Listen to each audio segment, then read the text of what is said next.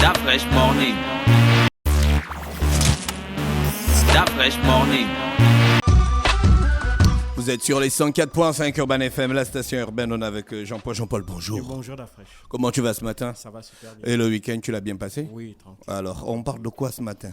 Aujourd'hui, on va revenir sur la commission d'enquête d'experts internationaux. Cette commission indépendante qui avait été demandée par les Nations Unies et par plus de 120 pays, en tête desquels des États-Unis, pour essayer de déterminer les origines du coronavirus. Il ne faut pas oublier que c'est en 2019, fin 2019 précisément, que est apparu pour la première fois les cas de coronavirus. C'était dans la ville de Yuan, dans la province de Hubei, en Chine. Ouais. Et donc, depuis plus d'1 an, donc après d'âpres négociations avec les autorités chinoises, Pékin a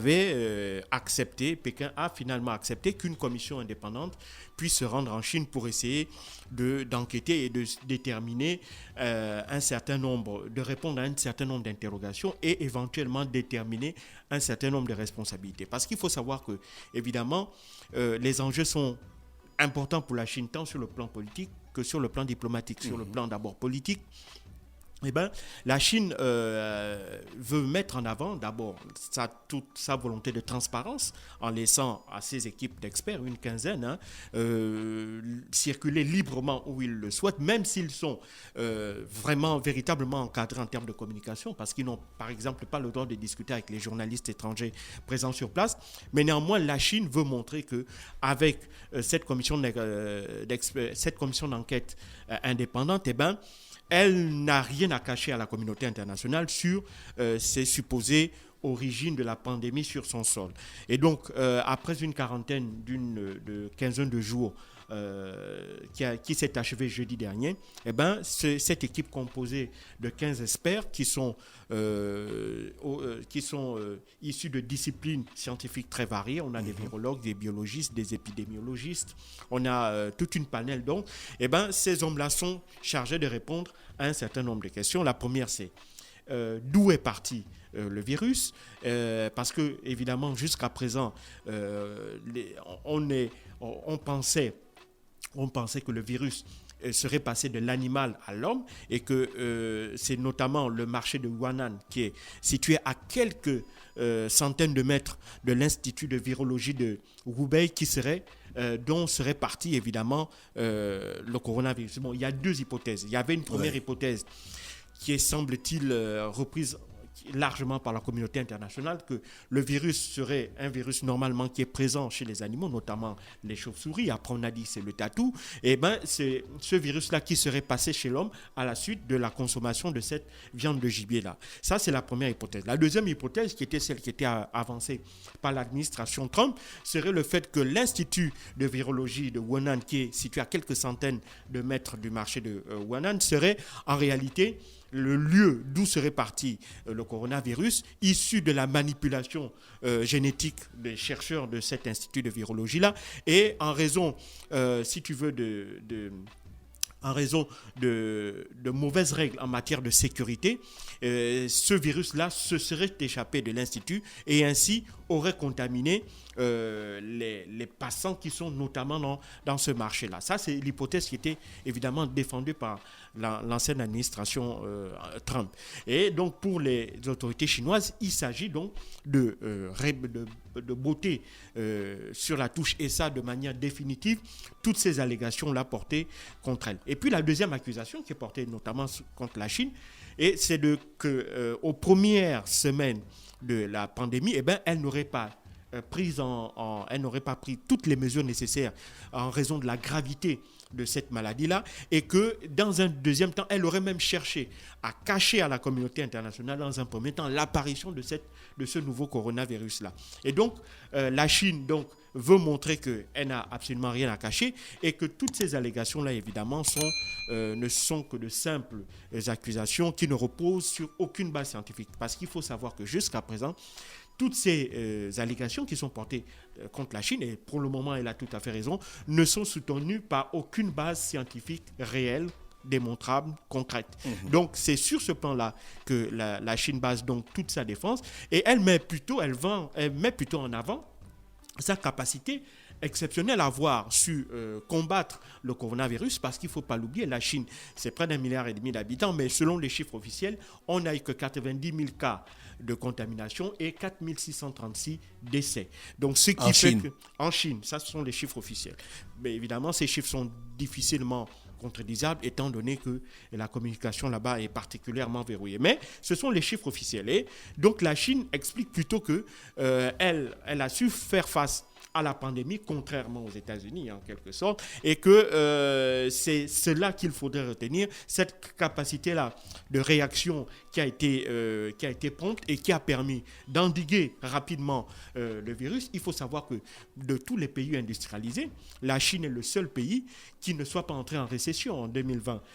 Elle a eu un taux de croissance qui est de l'ordre de plus de 4%, 4,6%, à l'opposé de l'ensemble des pays industrialisés qui sont entrés en récession, États-Unis en tête. Donc, elle montre que, évidemment, si évidemment elle a dû procéder à des confinements géants. Il ne faut pas oublier que la ville de Hubei, c'est une ville de plus de 25 millions d'habitants. Donc, confiner 25 millions de bonhommes, vous voyez un peu la capacité de la Chine sur ce point de vue-là. Donc, elle a su confiner de manière rapide les habitants. Elle a donc su limiter la propagation du virus. Et dès le mois d'avril 2020, alors que l'ensemble des pays industrialisés, voire même du monde, rentraient en confinement, elle libérait, elle sortait progressivement du confinement et remettait son économie en marche. La preuve, c'est que durant toute la période 2020, c'est la Chine qui a produit l'ensemble des masques, que ce soit l'ensemble des masques, les différents masques, les différents tests,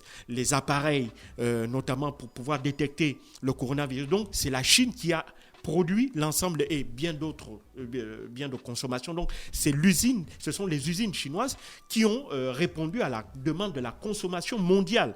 Donc, c'est ce que, évidemment, les Chinois mettent plutôt en avant, plutôt que d'éventuelles responsabilités ou d'éventuels dysfonctionnements dans leur processus de surveillance épidémiologique ou dans leur processus de prise en charge ou de détection de cette maladie-là.